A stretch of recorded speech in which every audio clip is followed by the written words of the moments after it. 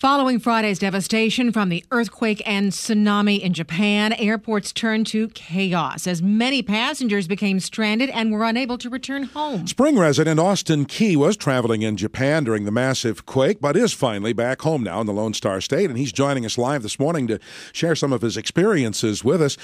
Austin, where were you and what did you experience when the quake hit? Well, I was actually at the zoo, of all places, and it's true what they say, the animals can tell that something is about to happen.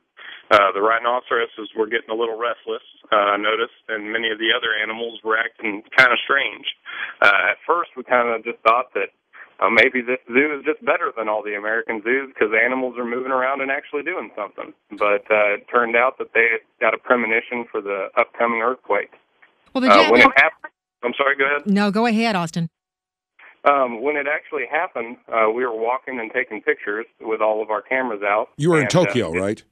Yes, I was in the Ueno Zoo in northeastern Tokyo, and we were walking and taking pictures, and it felt almost like an inebriated late-night evening because the ground kind of shook out from underneath us, and if you've never been in an earthquake before, you get kind of a feeling in which you don't know what's going on. Well, the Japanese are accustomed and they're prepared for earthquakes, but this was a tremor like no other. How did they react and respond?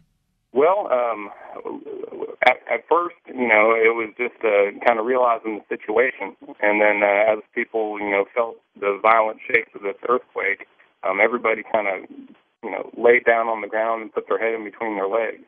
And, it shook for a good 120 seconds, probably 2 to 3 minutes.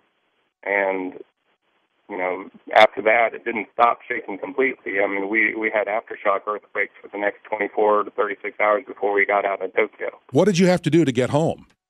Well, originally, whenever it happened, we were about 14 kilometers, and a kilometer is 1.6 kilometers is a mile for those of us who've never had to deal with that.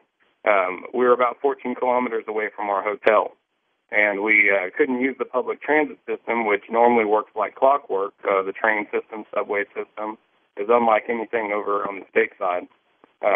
Basically, they had shut down everything, including buses and taxis. Taxis wouldn't pick up pedestrians, so we had to figure out a way to get home.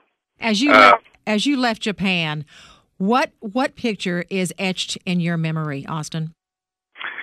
To be honest, it's really the culture over there. If this were to happen in the States, I would guarantee that there would have been some sort of looting, rioting, people that were, feeling and acting selfish and looking out for themselves, first of all. But the people of Japan, I couldn't tell you how many times the person that spoke the best English would walk up to our group and say, "May I help you? Can I help you find your way?" Wow, that's really something. Austin, thank you so much for telling us about your experience this morning. Spring resident Austin Key, we're glad you were able to get home safely.